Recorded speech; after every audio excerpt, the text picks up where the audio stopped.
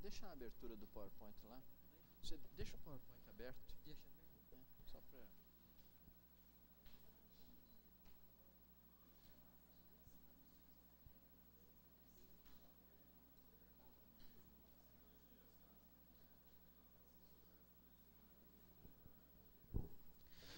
Bom, boa tarde a todos. É uma satisfação tê-los aqui. Nós vamos hoje estar recebendo mais uma vez o professor Wagner, da Unesp de Jaboticabal, que hoje vai falar para a gente sobre o tema "Os cientistas precisam ter estilo", né? O professor Wagner já é da casa, aqui a gente estava falando isso, ele já é nosso parceiro, já é a segunda vez que ele vem aqui, no CETEP especificamente, já teve outras passagens aqui no campus, pela Química, né, outras visitas, e as palestras dele sempre enchem, né? Sinal de que realmente o conteúdo que ele traz é muito rico e muito bom, né? Ele é modesto, que diz, não, que é isso, vocês é que fazem propaganda, mas não é não. O conteúdo que ele traz sempre é muito bom. Então hoje ele vai falar para a gente sobre o tema "Cientistas precisam ter estilo". A grande maioria já conhece o professor Wagner, ele é da Unesp de Jaboticabal, trabalha na área de aquicultura. Toda vez eu tropeço nesse nome, né? Eu estou quase pedindo a ele para mudar de área, porque está difícil, toda vez tem que falar esse nome e eu me enrolo. Então, ele vai descrever sobre 5 grandes conteúdos, aqui, os principais conteúdos: a linguagem científica, como estruturar os parágrafos, o estilo exigido na ciência, principais equívocos cometidos pelos cientistas na hora de escrever e algumas regras práticas para redigir um artigo científico. Quer dizer, todos os 5 tópicos que ele se propôs a falar aqui são interessantes isoladamente. Em conjunto, então, a gente deve ter aqui uma exposição muito interessante, muito bacana. A exemplo do que a gente fez da outra vez, a gente vai registrar isso em vídeo, né? E, eventualmente, a gente pode combinar aí as sessões para quem, por acaso, perdeu ou para quem quer rever, a gente marcar e fazer a apresentação aqui no CETEP. Tá? Então, acho que eu já falei demais, vou passar a palavra para ele, agradecendo uma vez mais a vinda dele e agradecendo a todos vocês por terem vindo. Tchau. Boa tarde a todos, é um prazer estar aqui outra vez, eu agradeço bastante o professor Nelson e o centro de vocês pelo convite, para que eu possa estar aqui e discutir com vocês esse assunto que eu acho muito interessante, que para mim é muito gostoso falar. Eu acho que a maioria já esteve na palestra anterior, mas para aqueles que não estiveram, eu vou fazer um preâmbulozinho, né, de como eu comecei a mexer com essa questão de linguagem científica e publicações. Eu notei que a gente tinha muita dificuldade aqui no Brasil de publicar artigos no exterior. E viajando pelos países mais desenvolvidos, a gente vê que os laboratórios que eles têm lá são tão bons quanto os nossos, né? Quer dizer, os nossos são tão bons quanto os deles. A metodologia de pesquisa que a gente usa é basicamente a mesma metodologia deles. A capacidade dos nossos profissionais são praticamente idêntica à capacidade dos deles. Ao contrário, nós somos até mais criativos, então, às vezes, nós temos até um potencial maior de se desenvolver na ciência, mas chega na hora de publicar, é quando a gente emperra, é quando a gente tem dificuldade, é quando a gente sofre, a gente tem vários artigos muito bons rejeitados, né? Vários artigos que são muito bons, mas que a gente manda para publicação, os referis corrigem um monte de coisa, o editor devolve, a gente corrige, vai e vem, né? Num sacrifício danado até conseguir colocar numa revista de primeira linha. E a gente sabe que hoje a quantidade de informação cresceu muito, né? Aproximadamente o conhecimento do globo dobra a cada 8 meses. Eu fiquei espantado quando eu vi esse dado. Há alguns anos atrás eu ouvi que a cada 4 anos o total de conhecimento dobrava. Agora, recentemente, um colega falou, olha, aquele dado que você passou já está equivocado. Já está ultrapassado. Veio agora a informação de que a cada 8 meses o conjunto todo de conhecimento do planeta dobra. Então é muito difícil a gente acompanhar tudo isso, né? E ninguém mais tem tempo, todo mundo corre muito, né? E a ciência faz parte desse contexto, a ciência é a geradora de todo esse conhecimento. e os pesquisadores estão cada vez mais ocupados. Então, ninguém tem tempo de ler artigos muito longos, artigos pouco objetivos, artigos mal escritos, né? Além do que, existe um outro problema muito significativo, é que nós somos latinos e quem dita as regras da ciência atualmente são os saxônicos. Então, a forma de pensar do latino, a forma de se comunicar do latino, é diferente da forma de se comunicar do saxônico. O saxônico é muito mais direto, é mais objetivo, ele é mais frio, né? Enquanto que nós, latinos, somos mais quentes, a gente se preocupa muito com o nosso interlocutor, a gente usa um número muito maior de palavras, né? A gente faz uma coisa que em linguagem se chama digressão, quer dizer, a gente divaga muito, ao invés de colocar as informações de uma forma bastante clara. Tem um livrinho de redação que diz assim, que quando compara isso, fala assim, ó, se um inglês for pedir um emprego numa empresa, ele vai chegar lá e vai falar assim, na entrevista, ele vai chegar, ó, eu estou aqui porque eu quero trabalhar nessa empresa, né? Se vai um latino, né, um brasileiro, ele vai chegar lá e vai falar assim, ó, eu trabalhava na empresa tal, mas aí eu tive um problema com o chefe, sabe?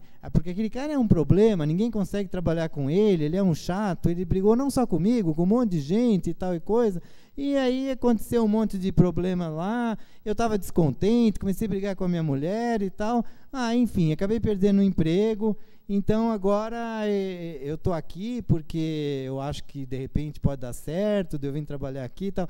Então, ó, percebam a diferença, né? É um exemplo besta, mas se a gente se observar os nossos colegas, a gente vai ver que, de um modo geral, a gente fala assim mesmo. A gente não fala de uma forma direta, lógica, coerente, né? Bem clara. A gente tem a tendência de divagar, né? De sair do assunto principal na nossa conversa. A nossa forma de falar é assim, o nosso raciocínio é assim, né?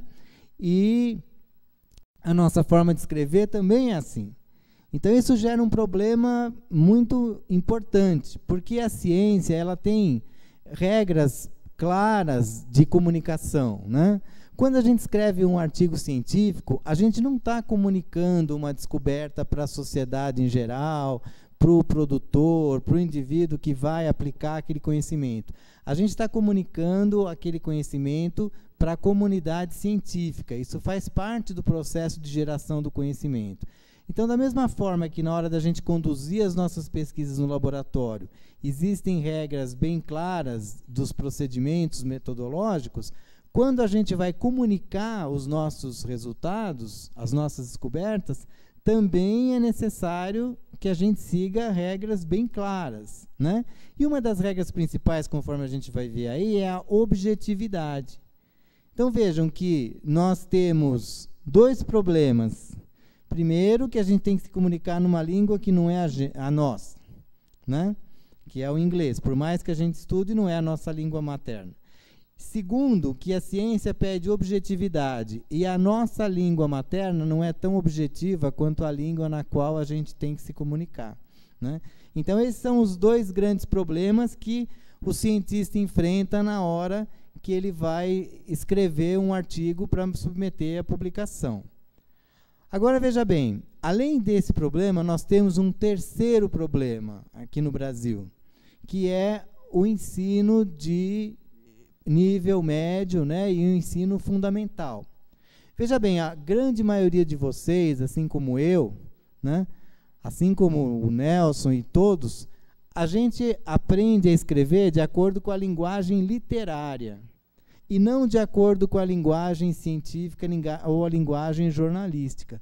No Brasil, toda a escola do ensino fundamental e médio está baseada na linguagem literária.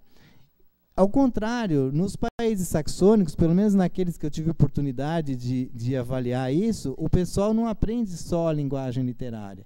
Eles aprendem a linguagem mais jornalística, que é aquela linguagem mais clara, mais objetiva, que é a linguagem que é usada na revista Veja, por exemplo, na Folha de São Paulo, em outros jornais, que é a forma de você relatar um fato, de você comunicar um fato, né? A gente não, a gente lê aqueles vários livros de literatura, do Machado de Assis, José de Alencar, do Raimundo Correia, do Castro Alves, etc., etc. Faz uma série de redações na escola voltada para a literatura. Agora veja que na literatura, né, na literatura de ficção, as regras são outras, porque o autor ele deve comunicar uma imagem, ele deve passar um cheiro, uma impressão. Então, quando você está lendo um texto, um livro, né, você tem que sentir aquilo que o autor está comunicando, imaginar aquilo, né? Então se usa uma série de jogos de palavras. Se está falando de um trem, por exemplo, você vai colocar uma série de palavras que dão ideia do trem se movimentando, né? E assim por diante. Agora, na linguagem jornalística ou na linguagem científica, não, você precisa comunicar um fato da forma mais clara, mais objetiva e mais rápida possível. Né? Você não precisa de usar de muita criatividade, você precisa de saber se comunicar. Né? Então, esse é o terceiro problema que a gente tem aqui no Brasil. É o ensino fundamental e médio que não trabalha com a linguagem jornalística, mas trabalha com a linguagem literária. Então, a gente vê com muita frequência um estudante fala assim, poxa vida, mas eu sempre tirei notas ótimas de redação. Aí você pega um texto científico, é todo prolixo, cheio de vírgulas, complicado de entender. Por quê? Porque ele trabalha com a linguagem literária, que é aquela linguagem que ele aprendeu. Né? Então, veja bem, nós temos esses três problemas, né, para vencer. E para vencer esses problemas não é nada fácil. Porque, primeiro, um dos problemas é a barreira da língua. Esse é o menor de todos. O outro problema é a própria estrutura da nossa língua, que é mais digressiva do que a língua que a gente precisa se comunicar. E o terceiro problema é o nosso ensino fundamental e médio, no qual a gente passou 11 anos. Então, veja, a gente passou 11 anos aprendendo a escrever de um jeito e agora tem que escrever de outro. Isso é muito difícil. A gente passou a vida inteira pensando, falando e escrevendo de uma forma mais digressiva e agora precisa escrever de uma forma mais objetiva. E isso também é muito difícil. Então, vejam, eu considero, depois desses anos todos, eu sou editor da Blackwell Science há cerca de 10 anos e editor associado do Journal of World Occult Society também há cerca de 10 anos. Então, esse período, exercendo essas atividades de editoração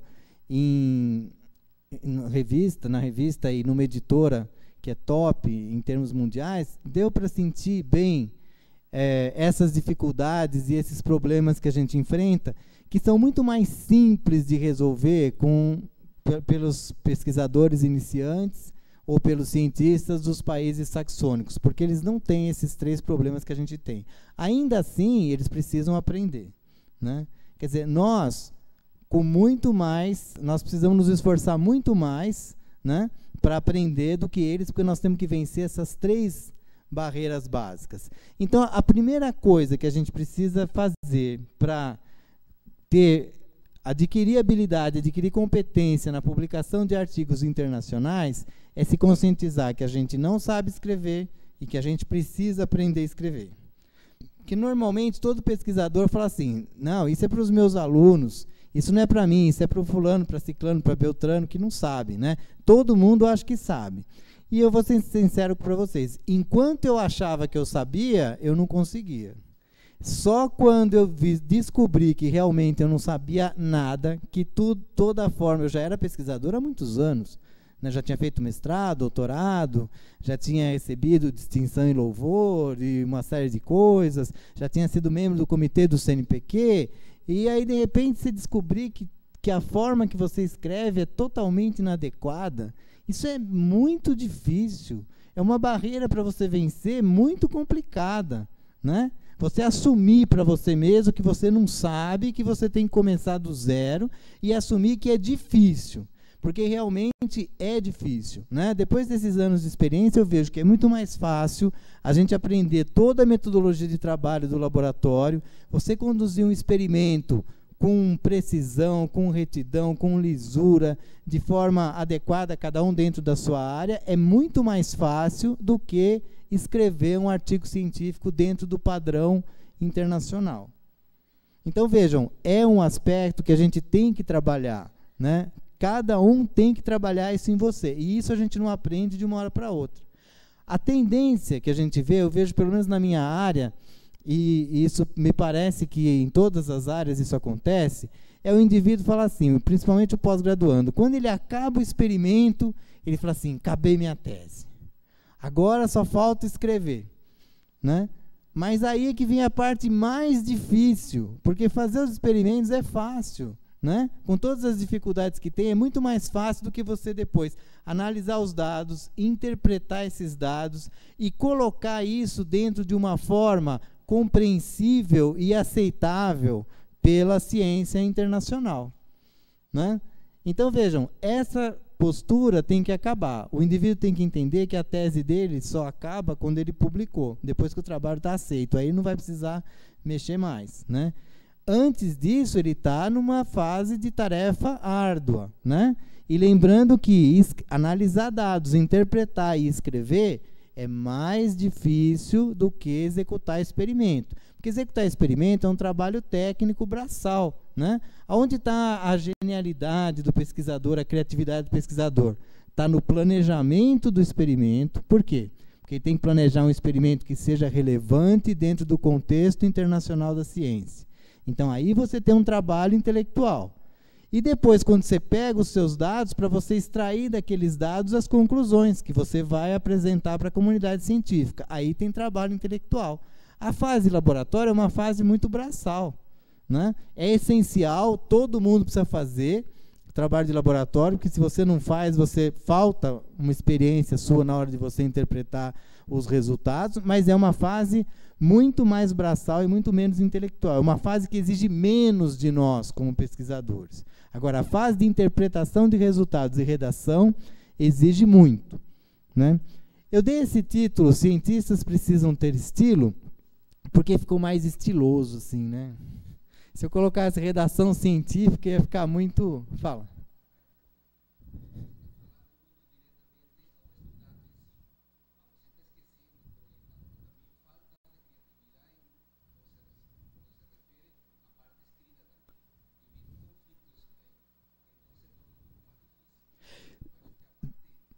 Você está coberto de razão. Ele lembrou assim, que do jeito que eu estou falando, parece que é só o estudante, né? Mas, na verdade, essa deficiência é dos próprios orientadores. O estudante tem porque o orientador tem, né? É da grande maioria dos pesquisadores brasileiros, da grande maioria, né?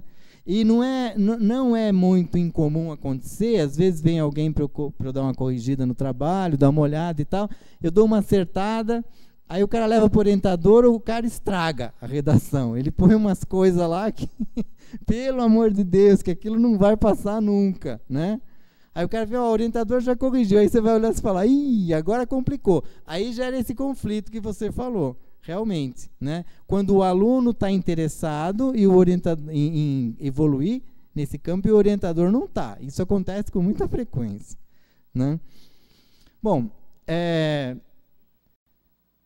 então, na verdade, nós vamos tratar do estilo da redação científica. Na palestra anterior, que acho que grande parte de vocês estavam presentes, a gente procurou enfocar os principais aspectos que deve conter um trabalho científico, né? E aqueles macetes para a gente colocar o trabalho dentro de uma forma aceitável pelas revistas internacionais com alto fator de impacto. Nessa, nós vamos procurar trabalhar num outro nível.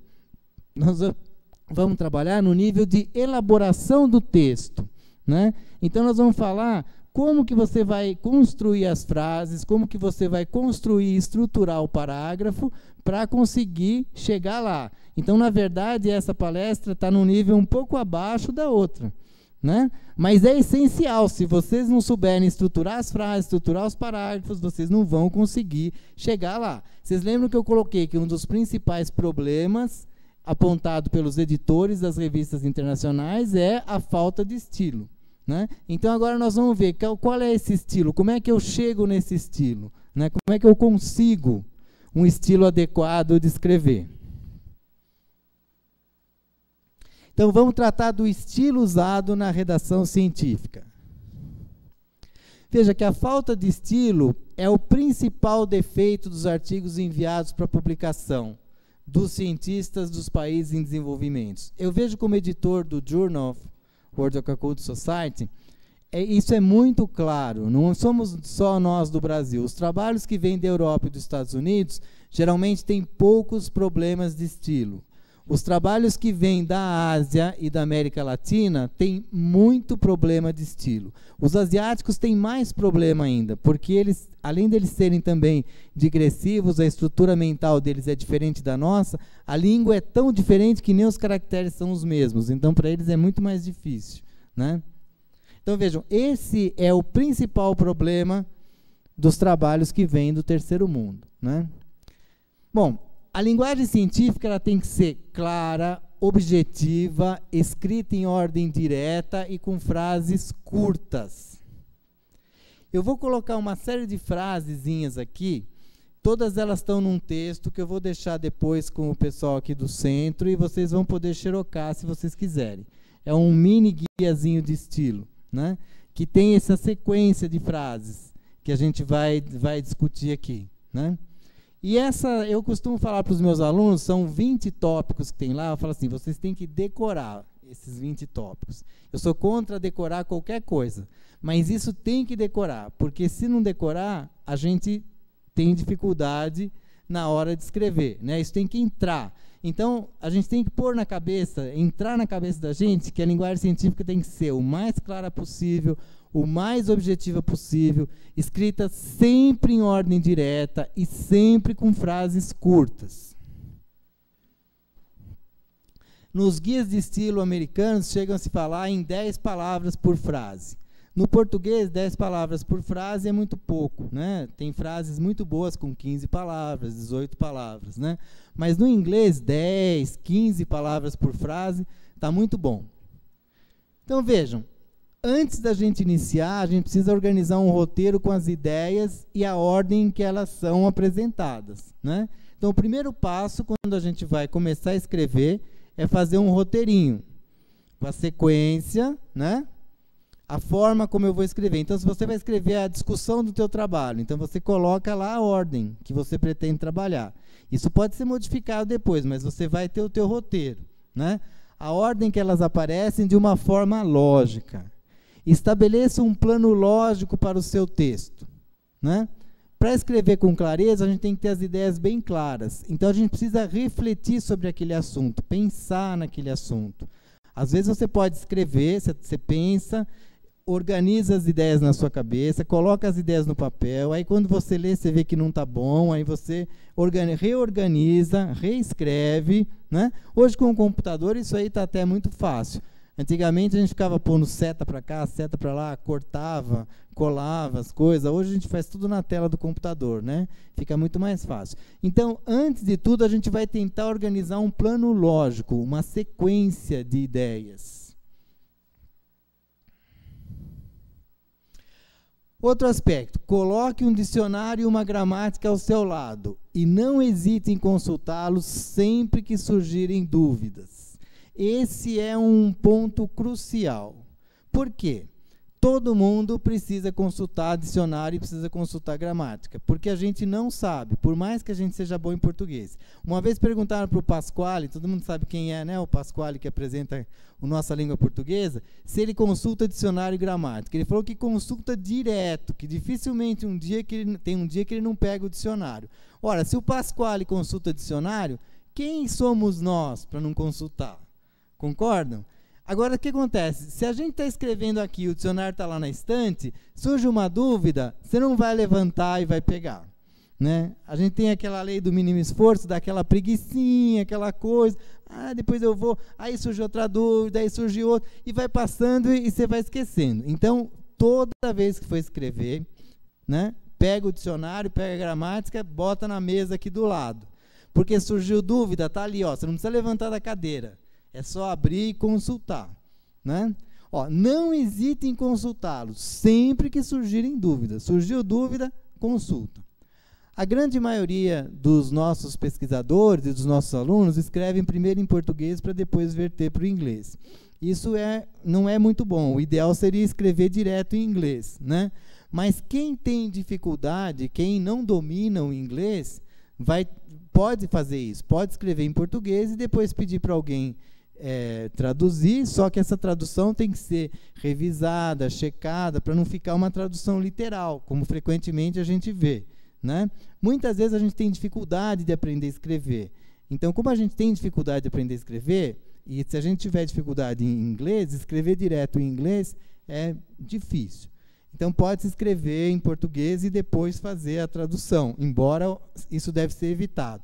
Mas muitos textos a gente tem que escrever em português, relatórios, né? A maioria das teses são em português, aulas a gente tem que escrever em português. Então, a gente tem que escrever dentro de um português de bom nível, sem erros gramaticais e sem erros de grafia. Imagine se vocês pegam um artigo para relatar, por exemplo, que vem de uma cidadezinha aí bem distante, aí longe, no Brasil, que você nem sabe de onde é, e o cara escreve assim, nós vai, nós fumo, as mulheres, que vocês vão, quando vocês começam a ler aquilo, vocês vão falar, que é isso? Né? Você já acha que o trabalho não presta só por causa disso. Concorda? O cara não sabe nem escrever, como é que ele vai se meter a escrever um artigo? Então, isso acontece com a gente também, quando a gente comete erros. Erros que para nós não são graves, para quem está acostumado e quem sabe escrever bem, são muito graves. Né? Por exemplo, erro de crase. Muita gente não sabe usar crase. Então, parece que é um errinho besta, mas para quem sabe, aquilo lá salta assim, fica põe, né, aquele erro. Aí você vê 1, você vê 2, você vê 3, você vê 4, pronto, aquilo denigre totalmente o teu texto. Né? E isso acontece no inglês com muito mais frequência, porque se em português a gente já erra, imagine em inglês. Né? Então, a gente não pode ter esses pequenos erros. Né? Outro dia eu ouvi uma frase muito interessante que me marcou muito, diz assim, raramente o indivíduo tropeça nas grandes pedras. O indivíduo tropeça nas pequenas pedras. Então, o que atrapalha a carreira da gente são as pequenas coisas. Porque as grandes coisas a gente enxerga. A gente vê, a gente vai lá e remove. E as pequenas, isso aí é bobagem e tal. Então, essas são as que derrubam a gente. Né? Então, essas pequenas coisas são muito importantes para dar credibilidade no teu texto. Um texto que tem erros gramaticais, erros de grafia, tem baixa credibilidade. Se vocês forem consultar um profissional, por exemplo, de nível superior, né? Um engenheiro, um médico, um advogado, se o cara começar a falar errado, vocês vão achar estranho. Né? A gente perde a confiança. Aquilo passa uma imagem negativa. Então, o texto da gente e a nossa linguagem também deve ser o mais correto possível. E nós que moramos no interior temos mais dificuldade, porque no interior de São Paulo se fala muito errado por causa da influência italiana. Né? Italiano não faz plural com S, e os meus 4 avós são italianos. Então, como não se faz plural com S, o pessoal tem maneira de falar R$2, né? 2 galinhas, é assim. Mas a gente tem que procurar se corrigir tanto na linguagem oral como na linguagem escrita. Escreva sempre em ordem direta, sujeito mais verbo mais o complemento. Então, esse é um aspecto essencial, é considerado uma regra básica do estilo da linguagem científica. É o sujeito, é o verbo, é o complemento. O sujeito, o verbo, o complemento. Nunca você vai inverter a frase. A gente só pode inverter a frase se você precisa de fazer uma ligação com a frase anterior, ou você precisa dar uma ênfase no objeto da frase. Aí seria válido inverter. Mas são situações extremamente excepcionais. E como a gente já está acostumado a escrever muita coisa invertida, então vamos enfiar na nossa cabeça que não é para inverter nunca. Né? Sujeito, verbo, complemento. Sujeito, verbo, complemento. Né? Eu fui à feira. E não, à feira eu fui. Você pode escrever à feira, vírgula, eu fui. Está certo, na literatura está certo. Né? Mas na linguagem científica isso é um absurdo. Então seria eu fui à feira. Sempre na linguagem direta. Quanto mais direto, quanto mais simples, melhor. Escreva sempre frases curtas e simples. Abuse dos pontos. Então, a gente sempre deve procurar usar ponto, frase curta. Né? Se começar a ter muita vírgula, alguma coisa está errada. Tem muita vírgula, divide a frase no meio e faz duas, né? Então, use e abuse dos pontos. Ponha ponto à vontade. Frases com mais de 10, 15 palavras também, a gente tem que ficar esperto. Dá uma olhada se não dá para dividir, né? Se não fica melhor corrigindo. Às vezes não tem jeito. Às vezes, se a gente vai também encurtar muito, fica as frases muito truncadas, né? Não é isso. Mas as frases devem ser o mais curtas possíveis e o mais simples possíveis. Prefira colocar ponto e iniciar nova frase a usar vírgulas. Frase cheia de vírgula está pedindo um ponto. Então, se tem 2, 3 vírgulas na frase, pode desconfiar. Se passou de 3, com certeza você precisa dividir, né? Na dúvida, ponto. Se tiver qualquer dúvida no que fazer, põe o ponto. Porque a sua chance de acertar vai ser bem maior, né? Ou às vezes você tem uma informação pequenininha que você quer colocar lá. Aí você fala, mas não vou fazer uma outra frase para colocar essa informação. Bom, se ela não merece outra frase, então não merece nem entrar no artigo. Pode tirar. Né? Por quê? Porque nos artigos, os artigos devem ser claros, objetivos e curtos, para que as pessoas leiam de forma muito rápida. Né? Então, se você começa a colocar informações pouco importantes, pouco relevantes, aquilo ali polui o seu artigo e desvia a atenção do leitor daquilo que realmente é o mais importante, né? Então, informações periféricas do trabalho têm que sair. Não é para ficar no trabalho. Evite orações intercaladas, parênteses e travessões, né? Parênteses é quando a gente começa a frase, aí põe um negócio entre parênteses, ou põe travessão e põe um pedacinho no meio. Às vezes, em ciência, a gente usa isso para encurtar a frase. Em algumas áreas, isso é até aceito. Mas, de um modo geral, isso daí trunca as ideias, né? E para quem está escrevendo, fica fácil de entender, mas para quem está lendo, não. Veja que o indivíduo que lê, ele tem que ler de forma fluente, sem parar. Se ele engasga um pouquinho e leva uns milissegundos para processar, é porque a frase não está bem feita. Então, a frase tem que estar feita de uma forma que você vai lendo de forma fluente, sem precisar engasgar e voltar, né? Tem gente aqui que trabalha com computação, não tem? Então, quando a gente faz programação, você não tem que economizar todos os segundos de processamento, né? Se você puder encurtar o teu programa de modo que ele economize uns milissegundos aqui, milissegundos ali, lá, ótimo, você otimiza o programa.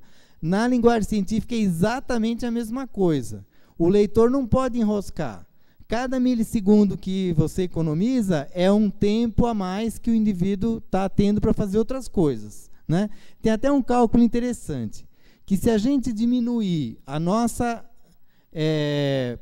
prolixidade no falar e no escrever e conseguir economizar 10 minutos por dia, no final do ano a gente ganha quase um mês, né? E um mês de trabalho seria um mês de férias. Então, já pensou ter um mês a mais de férias? Então, veja bem como a gente consegue ser ineficiente. Eu mesmo falo, eu nunca consigo tirar férias. Por quê? Quando chega as minhas férias, eu tenho um monte de coisa para fazer, aí eu aproveito para fazer um monte de coisa. Agora, se eu conseguir economizar 10 minutos por dia no escrever, no falar, em tudo que eu fizer, se eu encurtar de modo que eu ganhe 10 minutos, eu vou ganhar as minhas 8 horas durante 22 dias, que vai dar o meu mês de férias, né? Então, veja, é uma questão da gente se trabalhar, né? E na leitura dos artigos, todos os milissegundos são importantes, porque isso faz com que você prenda atenção no texto ou disperse a atenção no texto. Entenda a ideia ou tenha mais dificuldade de entender a ideia. Então, as orações devem ser o mais lineares possíveis. Tudo que trunca a frase é ruim, então deve ser evitado. Em determinadas situações é necessário, evidente, né? Mas o texto, isso não pode ser uma coisa frequente no texto. Corte todas as palavras inúteis ou que acrescentam pouco ao conteúdo. Isso é muito importante, gente. Todas as palavras inúteis ou que acrescentam pouco devem ser eliminadas. A gente tem uma tendência muito grande de colocar muitas palavras inúteis, né? Por exemplo, se eu for colocar se eu quero dizer que essa sala é formada por cadeiras de duas cores, eu tenho cadeira vermelha e eu tenho cadeira azul, né? Então, mas qual é a ideia que eu quero comunicar? Se a ideia é, existem cadeiras de duas cores, então eu posso escrever, existem cadeiras de duas cores. É importante dizer que umas são azuis e outras são vermelhas? Se for importante, eu vou colocar. Se isso não mudar as minhas conclusões, né, o que eu só quero dizer que tem cadeiras de duas cores, eu não vou pôr. Existem cadeiras de duas cores, vírgula, vermelhas e azuis. Por quê? Porque não interessa quais são as cores, o que interessa é que são duas. Agora, se interessar as duas cores, falar quais são, eu não vou pôr existem cadeiras de duas cores. Eu vou pôr existem cadeiras azuis e vermelhas. Porque veja que com uma frase bem mais curta, eu tirei de duas cores, né? Preciso de duas cores? Não, você falou que azuis e vermelhas, já sabe que é de duas cores. Então, você encurta a frase. Concorda? Agora, se você não precisar dizer quais são as cores, você não põe, porque aquilo vai levar o leitor a desviar a atenção do que é importante. Então, você não quer dizer que tem cadeira azul e tem cadeira vermelha. Você quer que o leitor se concentre de que são de duas cores. Então, não precisa pôr azul e vermelho. Ah, mas se puser não fica mais completo? Fica, mas não é esse o objetivo, não é ficar mais completo, não é dar mais informação. É dar informação da forma mais objetiva e mais clara possível, de modo a convencer o leitor das tuas conclusões. Então, você tem que dirigir o leitor para chegar nas tuas conclusões, né? Então, a frase deve ser o mais curta possível. Todas as palavras inúteis ou as palavras que acrescentam pouco devem ser eliminadas. Evite partículas de subordinação, tais como que, embora, onde, quando, né? Porque essas partículas alongam as frases de forma confusa, né? E ficam difíceis de entender e mais cansativas. Vejam que as frases longas, aquelas frases que você pega assim, tem 4 linhas, uma frase só, geralmente tem várias partículas de subordinação. Além de ser mais fácil de errar na hora que a gente escreve, né, a gente acaba alongando demais a frase, tornando a frase confusa e cansativa. Então, use uma por frase, no máximo. Se puder não usar nenhuma, melhor.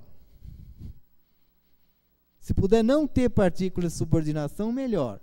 Agora, até uma é aceitável, no máximo. Frase com 2 precisa ser refeita. Então, por exemplo, a sala onde está sendo ministrada essa palestra, você já tem o onde. Então, a sala, vírgula, onde está sendo ministrada essa palestra é iluminada ou é branca, né? Então, esse onde está sendo ministrada esta palestra está intercalando e você está com uma partícula de subordinação. Você quer dizer o quê? Que a sala é branca. Agora, se você precisa dizer, classificar a sala, dizer que é aquela sala onde a gente está ministrando a palestra, você vai usar o onde. Mas depois você não vai pôr mais nada atrás. A sala onde está sendo ministrada essa palestra é branca, embora não sei o que lá. Não, você já pôs um onde ali. Aí sua frase já vai ficar muito longa. Percebe? Fala. Pode fazer orações subordinadas, mas elas devem ser o mais lineares e o mais curtas possíveis, né? Evitar de fazer.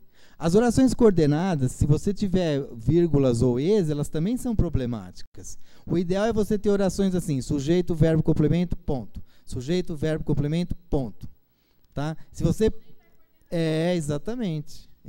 Você vai coordenar o parágrafo. Veja que a ciência faz frases curtas e parágrafos longos. Os parágrafos têm que ser longos porque eles são uma unidade de pensamento.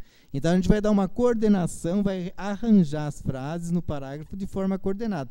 Mas partículas de coordenação e de subordinação devem ser evitadas, tanto quanto possível, né? É comum a gente ter uma na frase, né? Várias frases com uma, isso aí não é problema. O problema é quando tem mais de uma.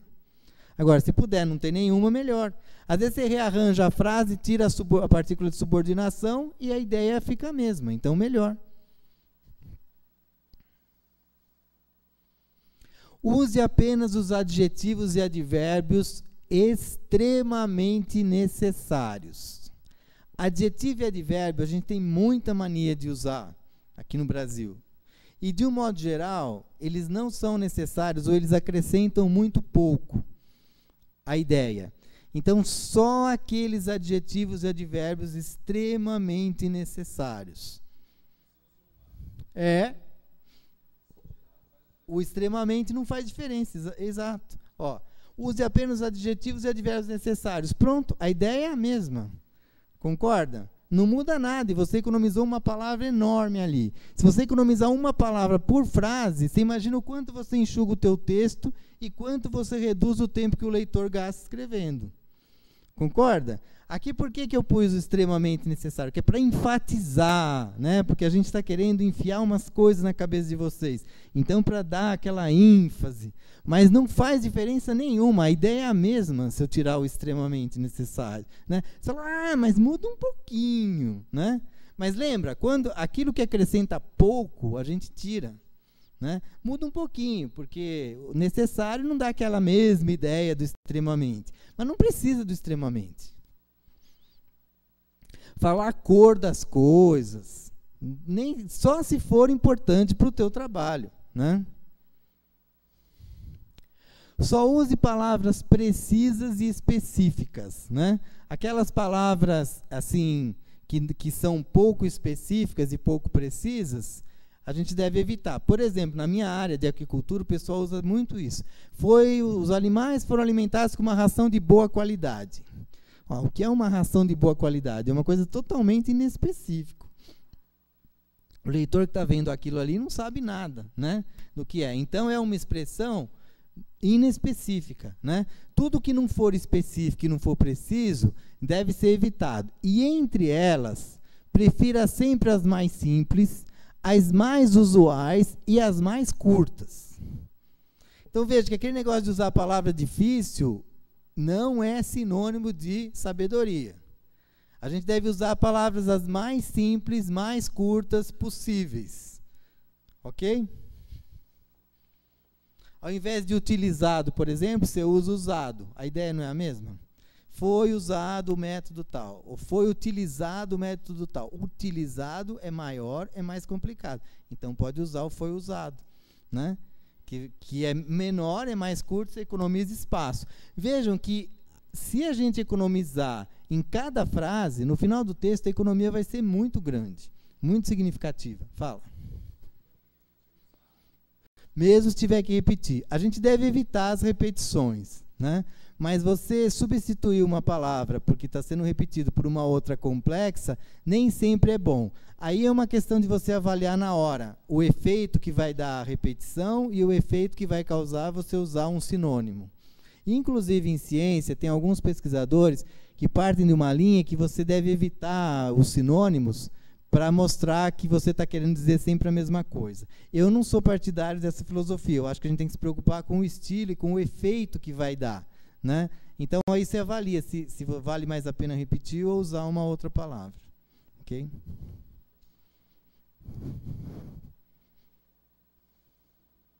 Evite repetições. Acabamos de falar repetição. Procure não usar verbos, substantivos, aumentativos, diminutivos e superlativos mais de uma vez no mesmo parágrafo. Então, evite de usar o mesmo verbo mais de uma vez no mesmo parágrafo, né? Substantivo, aumentativo, diminutivo e superlativo. Também isso é uma outra praga que polui os nossos trabalhos. São os superlativos, diminutivos e aumentativos. Né? É igual o extremamente, que eu coloquei lá. É um superlativo isso, né? Mas é uma coisa assim, um advérbio de intensidade. Essas coisas são ruins porque normalmente eles são desnecessários, né? E passam uma ideia negativa para o leitor e dificultam o entendimento. Evite ecos. Por exemplo, avaliação da produção. Então, se a gente puder evitar essas palavras que rimam, isso chama eco em estilo. É melhor, né? O estilo fica melhor, fica mais bonito. uma por cada tratamento, né? Soa como uma por cada. Esse uma por cada tratamento a gente vê direto. Tem o exemplo clássico que a gente aprende no colégio, que é a vez passada, né? Da vez passada. Então, esses cacófatos a gente deve também evitar. Embora isso não seja um problema tão sério. O problema das frases longas e confusas é muito mais sério do que esse aqui, né? Mas esse erro aqui, uma por cada tratamento, a gente vê direto nos trabalhos. Prefira as frases afirmativas. Então, sempre que você puder, ao invés de você usar uma negação, você transformar aquilo numa afirmação, é melhor. Então, ao invés de você dizer, esse fenômeno não ocorre durante o dia, é melhor você dizer, esse fenômeno ocorre durante a noite. Né? Ou ocorre somente durante a noite, se você quiser enfatizar um pouco mais. Aí você está usando o somente, que também é desnecessário. Né? Mas se achar que pode dar dúvida, a gente tem a tendência de colocar a frase na negativa por achar que vai ficar mais enfático, mas isso não é verdade, isso é um vício nosso. Né? Não é verdade. Você dizer que o fenômeno ocorre durante a noite é exatamente a mesma coisa de você dizer que o fenômeno não ocorre durante o dia.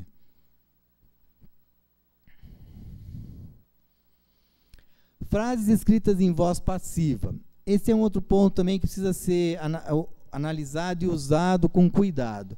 Porque é muito comum a gente usar a frase na voz passiva quando a gente usa a linguagem no impessoal. Quando a gente tenta escrever os artigos no impessoal, que em várias áreas é a regra, na minha área, por exemplo, é muito estranho ver um artigo escrito no pessoal, eu fiz ou nós fizemos, né? Mas tem áreas que não, que o pessoal usa o pessoal. Então, quando a gente usa o impessoal, é comum usar a frase na voz passiva. Mas elas devem ser evitadas, porque elas são mais difíceis de entender, elas invertem o sujeito com o verbo e muitas vezes tornam o texto mais duro. Inclusive, se vocês verem aquele guia de correção do Word, do Office, ele te dá uma estatística lá e no final ele dá o número de frases em voz passiva. Por quê? Porque se o texto tiver muitas frases em voz passiva, isso indica que é um texto ruim. Hard to read. Hard to read quer dizer difícil de ler, né? Duro de entender. Então, é aceito em ciência a voz passiva, mas a gente usa quando for inevitável. Se tiver outra forma, melhor. Fala.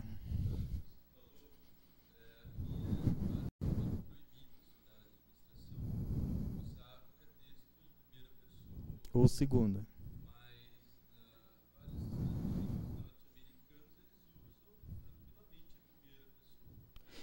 Você tem razão. A primeira, ou do plural ou do singular, é usada direto. Inclusive, revistas importantes como a Science, a Nature, têm preferido artigos na primeira pessoa, no pessoal, ao invés do impessoal. Então, o que eu estou sentindo nesses últimos anos é que está havendo uma migração da forma de escrever do impessoal para o pessoal. Porque o pessoal é mais fácil de ler. É que a gente estranha. Né? Na minha área, por exemplo, na agricultura, é inaceitável isso ainda, como você disse. Né? Mesmo nas revistas internacionais, você não vê artigos escrito no pessoal, na primeira pessoa. Mas as revistas top, que a Nature, Science, estão usando direto. E tem várias áreas do conhecimento que já se aceita e que já existe até mais artigos escritos na forma pessoal do que na forma impessoal. Então, eu suponho que está havendo uma certa migração. Agora, isso depende da área que a gente atua. Então, se você está numa área que ninguém aceita escrever no pessoal, não adianta você tentar, porque quem quebra os paradigmas são os tops, né? Os pesquisadores top. Então, na hora que aparecer alguém super importante na sua área que mandar um artigo no pessoal, o referi vai falar, ih, tá esquisito, mas é fulano que está escrevendo, né? Então, aí acaba publicando e aí depois vai, mas se fulano escreveu, também vou escrever, e aí vai. Agora, quando a gente está começando, ou mesmo quando a gente está terminando a carreira, mas se a gente não está entre os top, não dá para querer mudar essas coisas. Então, aí tem que se submeter mesmo. Ok? Primeiro do singular ou do plural? Fica? Então, é sempre o que a gente ouve falar, mas nem sempre é indelicado porque a gente está acostumado a achar isso indelicado. Mas para quem está acostumado a ouvir na primeira pessoa do singular, não é indelicado. E tem muitos artigos assim, eu fiz, eu não sei o quê. Se vocês pegarem artigos da Nature e Science, vocês vão ver que geralmente quando tem um autor com frequência ele usa I. Eles usam we quando é mais de um autor. Então, pode usar a primeira do singular, sim, sem problema. Ok? Respeitando as áreas. Né? Ok? Alguém tinha levantado a mão? Fala.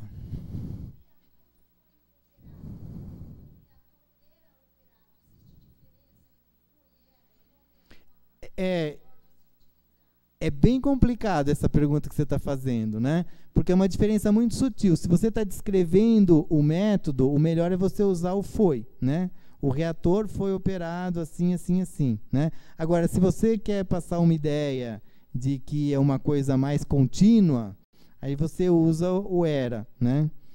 No inglês a gente usa o present perfect ou past perfect continuous. É até mais fácil isso do que no português. Normalmente, em português, se você está descrevendo o material e método, é melhor você usar o foi. Tá? O era seria uma coisa assim, meio excepcional. Assim, numa determinada situação, pode ser que caia melhor, mas de um modo geral, você usa o foi, que é mais objetivo, mais claro. Ok?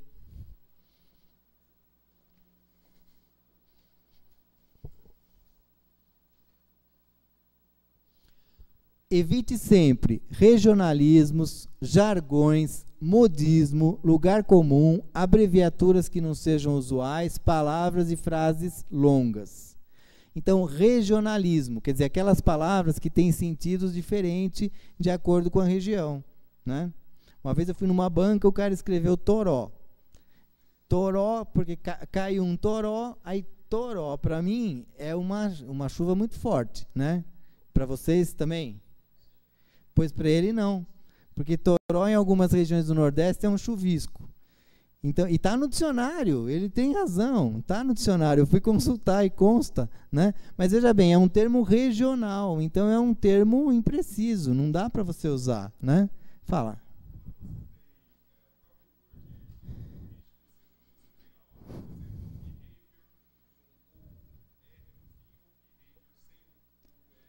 Isso aí,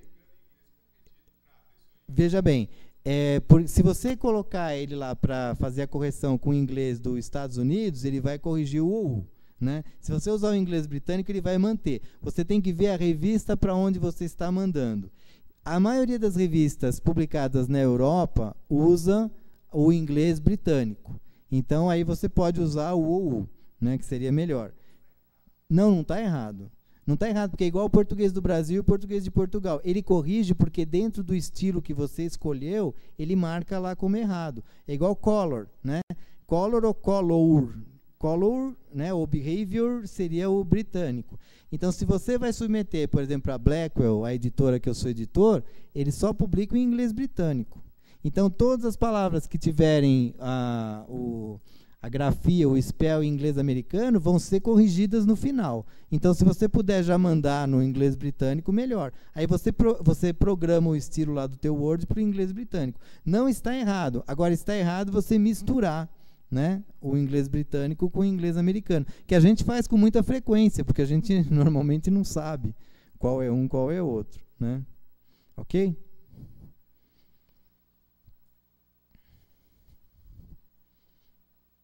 Bom, regionalismo, jargões, que é aquelas coisas que todo mundo fala toda hora, né? Modismo, lugar comum, abreviaturas. Abreviaturas, aqui eu escrevi que não sejam usuais, mas quando se trata de revista, a revista tem uma lista de abreviaturas que você não só pode, como deve usar. Agora, todas aquelas que não fizerem parte daquela lista têm que ser definidas previamente. Você nunca pode pôr uma abreviatura ou um acrônimo que você não definiu previamente, a não ser que faça parte da lista de abreviaturas da revista. Porque uma coisa que é extremamente claro para a gente, não é para o leitor. Principalmente para um leitor de outra parte do mundo. Né? Então, normalmente, as unidades do sistema métrico internacional, a gente usa as abreviaturas, né? Mas toda revista tem uma lista de abreviaturas usuais. Se não está lá, tem escrito onde você vai buscar. Né? E hoje, com a internet, é fácil a gente buscar. Só pode usar aquelas.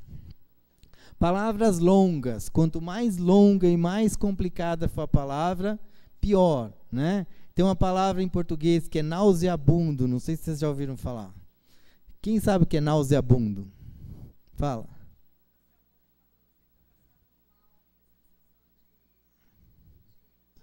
De enjoo, né? Então, é uma palavra muito estranha, uma palavra muito feia. Ninguém gosta de ver uma palavra dessa, né?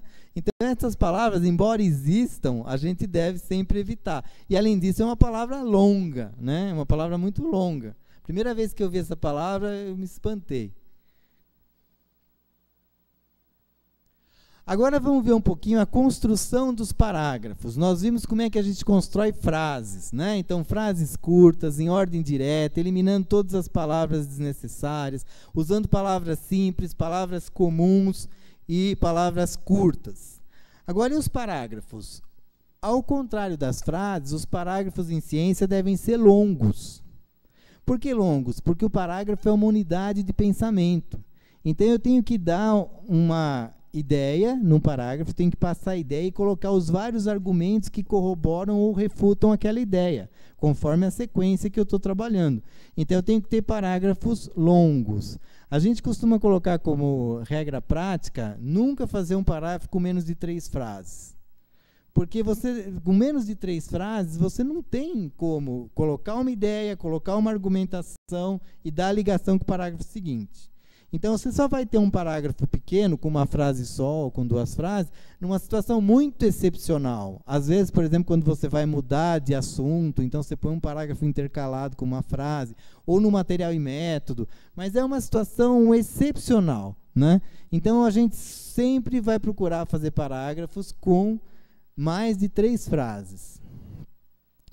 A gente precisa entender que o parágrafo é uma unidade de pensamento. A primeira frase deve ser curta, enfática e conter a informação principal, que é o que a gente chama de oração tópica, ou tópico frasal.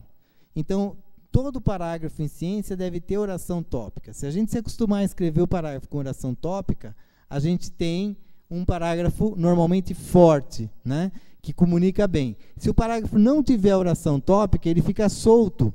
As informações ficam soltas lá no contexto, né? Então, a primeira frase é a oração tópica e deve conter a informação principal. As demais devem corroborar o conteúdo apresentado na primeira, ou então refutar, né?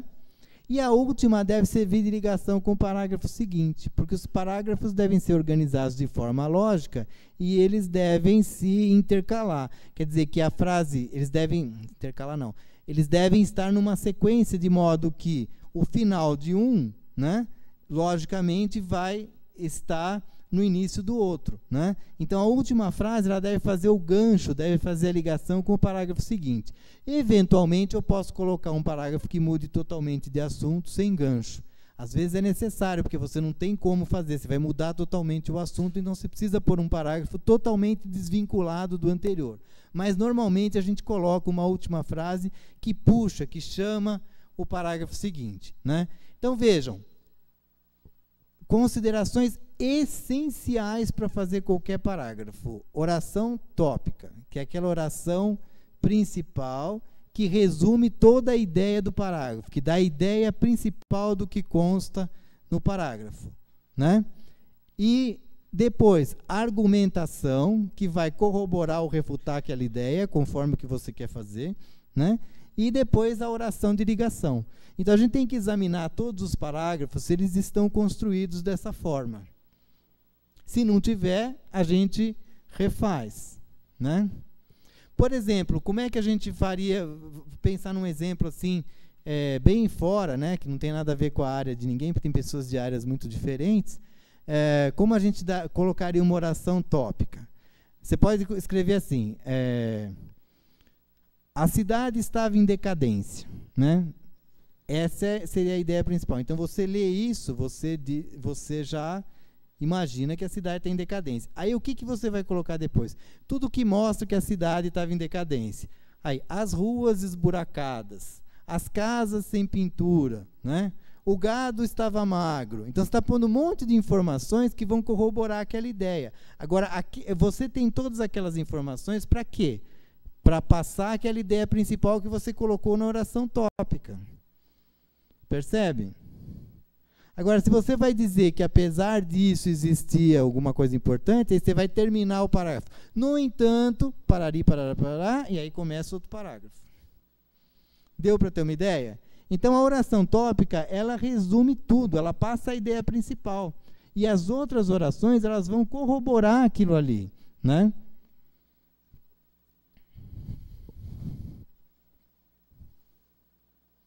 Então, vejam que os parágrafos devem ser construídos sempre com uma oração tópica e interligar-se de forma lógica. Agora, uma coisa importante, a gente muitas vezes tem preguiça de fazer isso, mas é essencial.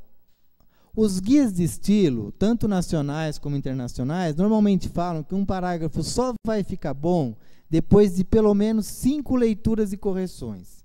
Então, você imagina que para um parágrafo ficar bom, você tem que corrigir ele 5 vezes, né?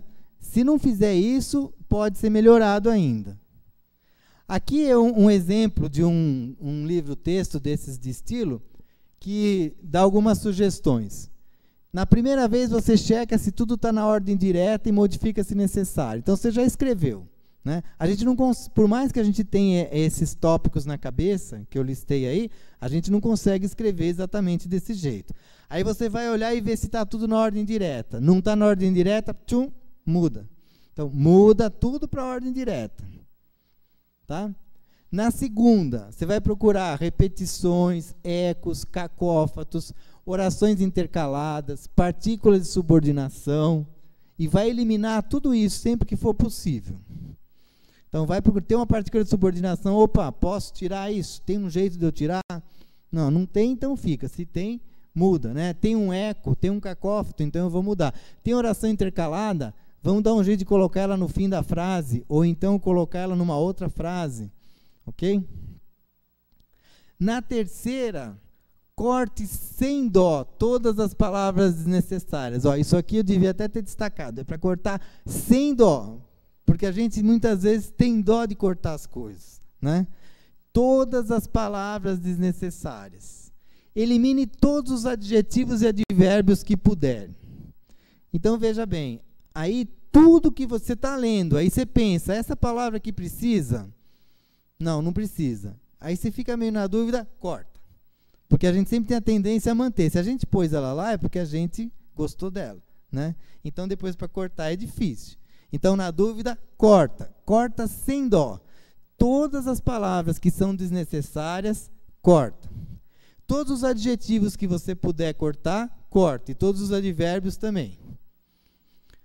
Na quarta, procure erros de grafia, digitação e erros gramaticais. Os mais comuns são os erros de regência e erro de concordância.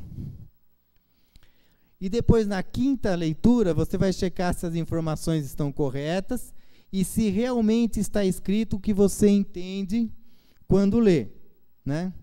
Porque a gente que, quando escreve, a gente adivinha pelo contexto. Muitas vezes não está escrito aquilo, mas a gente adivinha, né? Principalmente quem escreveu. Então, a gente tem que verificar se eu estou adivinhando ou se realmente está escrito aquilo que eu quero dizer. Principalmente porque, depois de todas essas mexidas aqui em cima, às vezes o texto ficou modificado de tal modo que não está mais dizendo aquilo que você queria, né? Então, a gente tem que verificar isso aí na última leitura. Bom, depois de corrigir cada parágrafo 5 vezes, a gente vai ler todo o texto, né? E para corrigir o texto, a gente tem que ler todo ele pelo menos 3 vezes, para ficar bom. Na primeira leitura, a gente vai observar se o texto está organizado segundo um plano lógico de apresentação de conteúdo, né? O que seria um plano lógico? Seria uma coisa com começo, meio e fim. Você parte de uma ideia, né, com um objetivo, vê aonde você quer chegar, né? E você tem que usar uma sequência lógica para chegar ali. Veja se a divisão em itens e subitens está bem estruturada, se os intertítulos são concisos. O que é intertítulos? É aqueles subtítulos que a gente coloca. Por exemplo, no material e método você coloca obtenção dos dados, o experimento 1, ou então a análise estatística, né? Vê se realmente esses intertítulos são pertinentes, se estão adequados, se eles são concisos. Os intertítulos têm que ser muito concisos. Se eles refletem o conteúdo das informações que estão embaixo deles, E se for necessário, a gente revisa isso, modifica ou troca os parágrafos entre os itens. Porque o que está embaixo de um intertítulo tem que refletir exatamente o intertítulo. Senão, você não põe intertítulo, né? Você vai pôr se tudo que tiver embaixo se refere àquele intertítulo.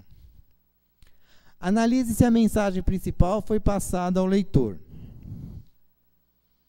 Na segunda, a gente vai observar se os parágrafos se interligam adequadamente. Vai verificar se não tem repetições da mesma informação em pontos diferentes do texto, em períodos escritos de forma diversa, mas com significado semelhante. Esse é um erro muito comum, na discussão principalmente. O cara escreve a mesma coisa em 2 ou 3 parágrafos diferentes, com palavras diferentes, de forma diferente, mas passando a mesma ideia. Então, veja, a gente vai usar as palavras e os parágrafos para passar uma ideia. A gente não pode repetir aquela ideia. Tudo que se refere àquela ideia vai para o mesmo parágrafo, né? E é muito comum a gente repetir a informação várias vezes com palavras diferentes. Corte sem dó todos os parágrafos que contêm informações irrelevantes ou fora do assunto do texto. Você estava fazendo um experimento lá, um trabalho para chegar num determinado objetivo. Aí você viu um negócio super interessante, só que não fazia parte do teu objetivo. E aí? Aquilo é super importante, mais importante até do que o teu trabalho. Bom, se aquilo é mais importante até do que o teu trabalho, você vai escrever um artigo para falar aquilo. Tá? Mas você não vai colocar aquilo no trabalho anterior, naquele primeiro. Por quê? Porque aquilo está fora do assunto, fora do texto. Então, você só vai colocar no teu texto aquilo que se refere ao objetivo do teu trabalho, por mais relevante que outra informação seja. Se outra informação é tão relevante, você vai ter que fazer um outro artigo, ou uma comunicação, uma coisinha curta, né? Mas tudo que não tiver a ver com o assunto do texto tem que ser cortado, por mais bonitinho que esteja. Às vezes a gente fica tão pé da vida, quando você vai ver o parágrafo que está mais bem escrito, com a oração tópica direitinho, né? Tudo organizado, né? Bonitinho, é uma coisa irrelevante, que não acrescenta nada às tuas conclusões. Ou então uma coisa fora do contexto do teu trabalho. Corta, não interessa se está bonitinho, corta porque ele vai poluir o texto. Na terceira, você checa todas as informações, sobretudo os valores numéricos, datas, equações, símbolos, citação de tabelas e figuras e referências bibliográficas. Isso é o que a gente mais tem preguiça de fazer, mas precisa fazer, porque com grande frequência os números aparecem errados nos trabalhos, mesmo após publicação, as citações das tabelas não correspondem, né? Então, você põe uma informação lá e coloca tabela 2, quando você vai olhar lá a tabela 2 não é aquilo, o referir fica pé da vida com isso. Isso é uma das coisas que mais irrita quem está avaliando o trabalho. Porque passa uma ideia de descaso, de relaxo. Fala assim, pô, isso o cara podia ter visto. Então, se ele não viu isso na hora de revisar o texto, quem me garante que quando ele fez o trabalho, ele foi rigoroso no experimento dele? Porque vocês vejam que a ciência é feita numa relação de confiança.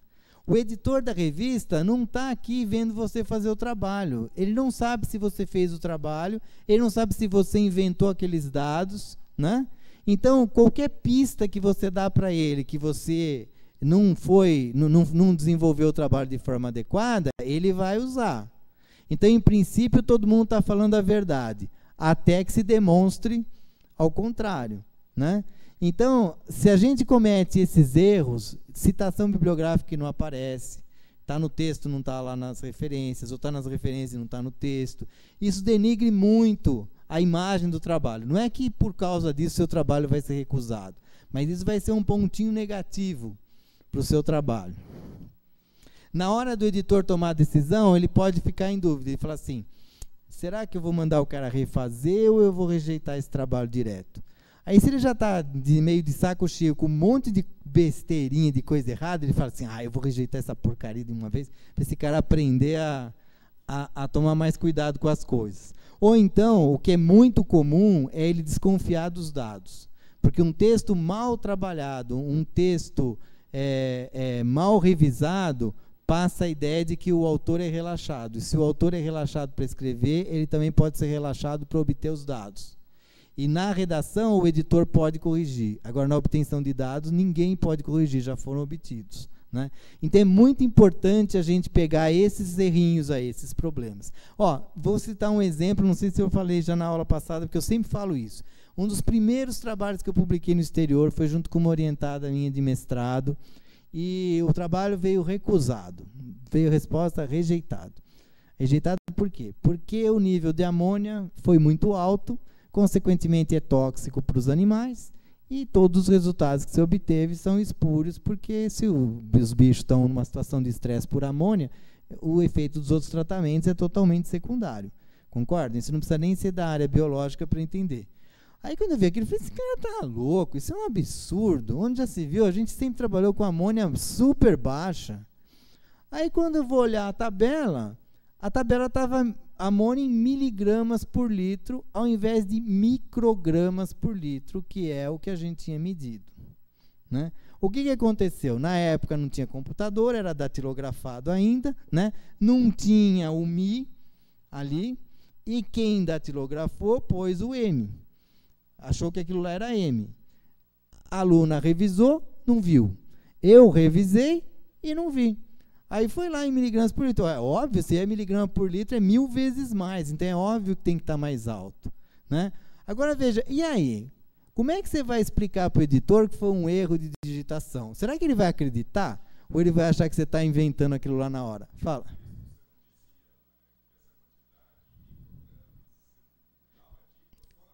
Não, veja bem, no texto a gente falava que estava de acordo com a faixa adequada para o animal, né? Porque, na verdade, o experimento não era de amônia, mas a gente media os parâmetros do meio para indicar que as condições estavam adequadas para o animal. Então, a gente estava dizendo que estava adequado e não estava, porque o dado que estava sendo apresentado era muito alto, porque era 1000 vezes maior, né? Agora, veja bem, essa era uma questão de revisão, né? Por acaso, nós acabamos tomando a decisão de se justificar e se desculpar com o editor, e ele aceitou. Mas, sinceramente, ele poderia muito bem não ter aceito e podia ter achado que a gente estava inventando. Ou ele aceitou, mas ficou meio com a pulga atrás da orelha. Ele pode ter falado assim, eu vou ficar meio de olho nesses caras aí, porque, de repente, eles estão me enrolando.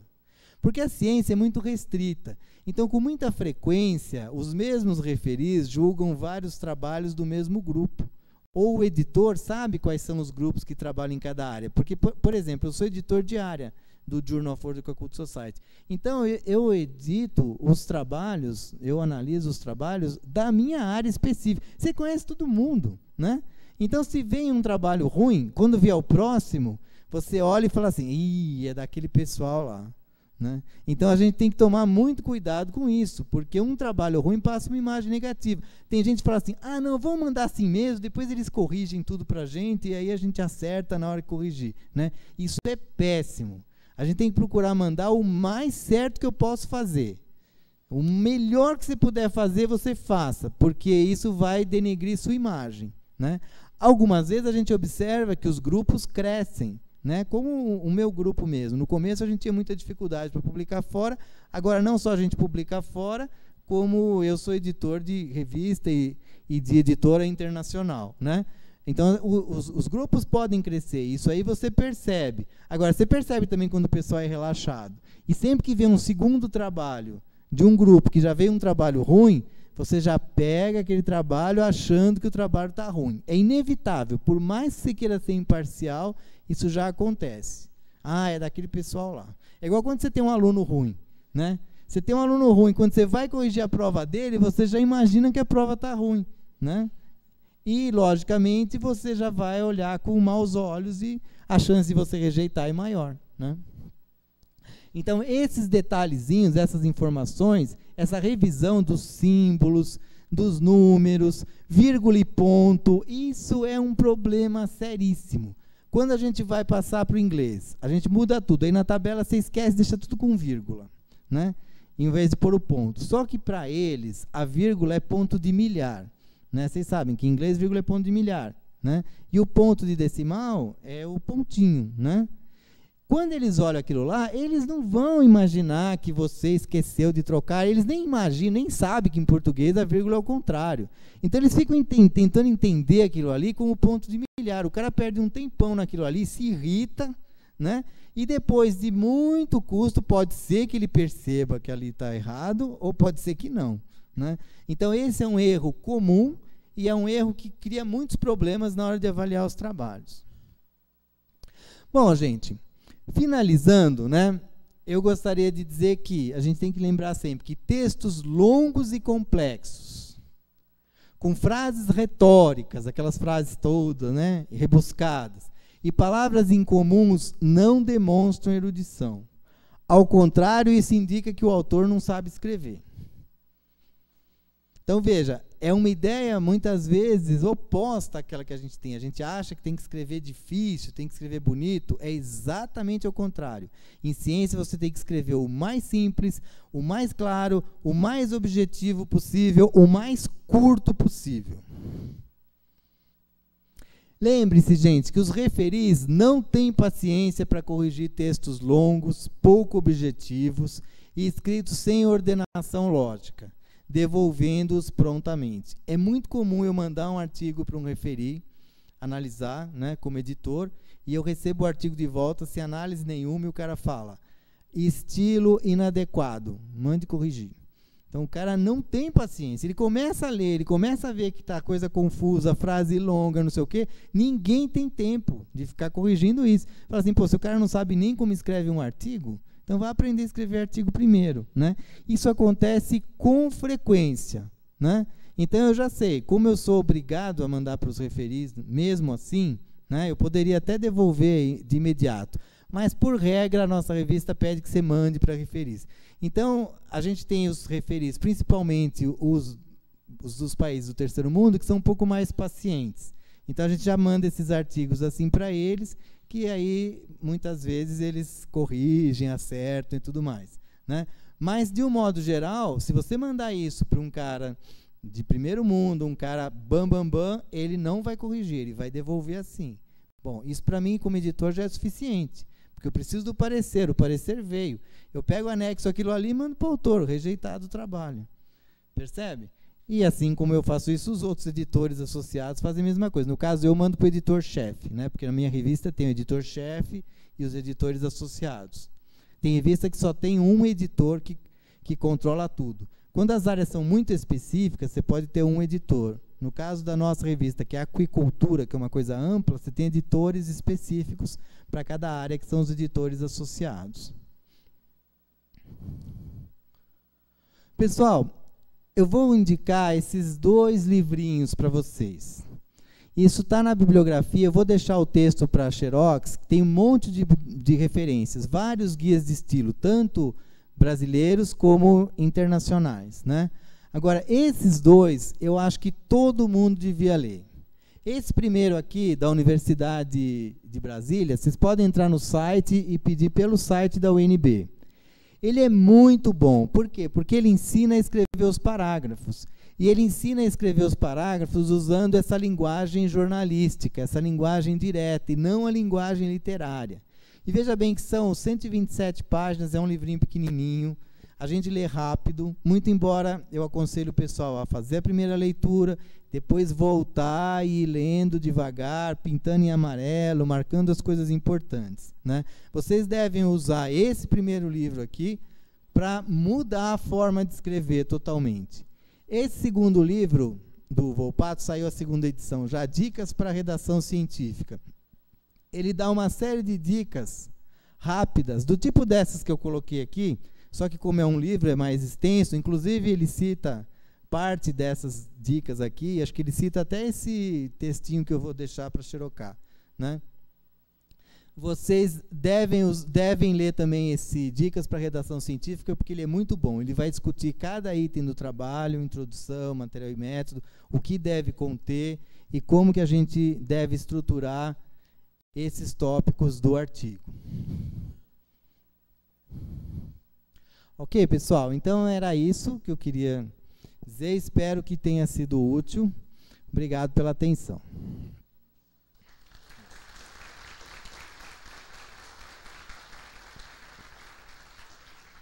Se alguém quiser fazer alguma pergunta.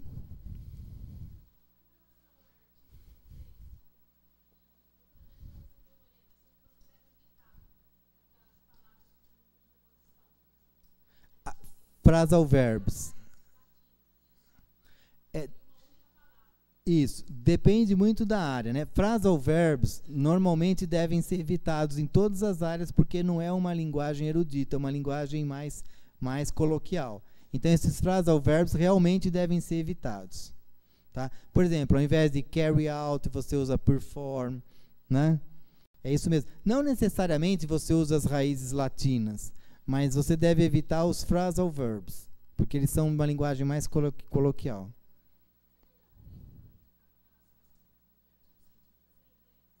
Nesse texto que eu vou deixar para xerocar, tem uma listinha de livros de guias de estilo em inglês. Você pode usar qualquer um daqueles ali, vale a pena. Eu vou deixar com o professor Nelson. Posso deixar com você? Eu vou deixar o texto com ele. Tem um xerox que você pudesse deixar no xerox e eles vão lá e fazem a cópia?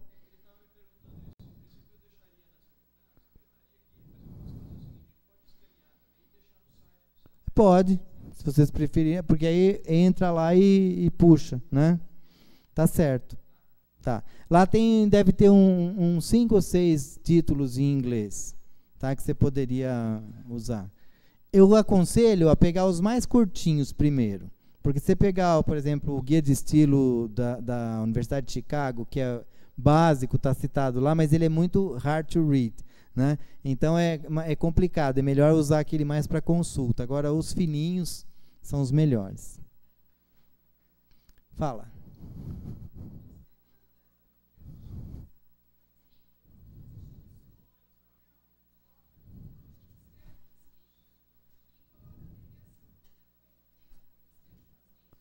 Não, se você escreveu por extenso e colocou a abreviatura entre parênteses, você pode, a partir dali, usar sempre abreviado, aí não tem problema.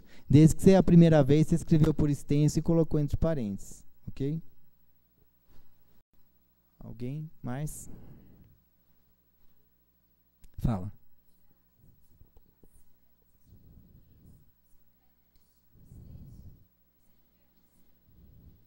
Como assim? Ah, entendi. Não, você não inverte a sigla. Isso.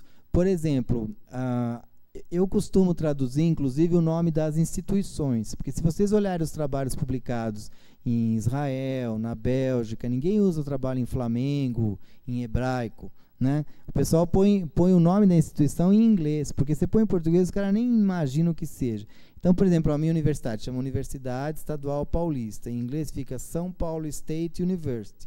Então, eu ponho São Paulo State University _Unesp, porque a sigla é como ela é conhecida. Então, a sigla mantém isso no país de origem. Alguns pesquisadores, inclusive gente muito boa, acham que a gente não deve traduzir o nome da instituição. Eu, particularmente, acho que deve, porque eu tenho observado isso, pelo menos na minha área, em todo o mundo, e o que eu observo é que, quando não está traduzido, as pessoas têm muita dificuldade de gravar, de memorizar, de entender, né? Por exemplo, pega um trabalho escrito em russo. Se você vê aquele negócio, o nome da instituição escrito em russo, você não sabe nem se é uma universidade, se é um centro de pesquisa.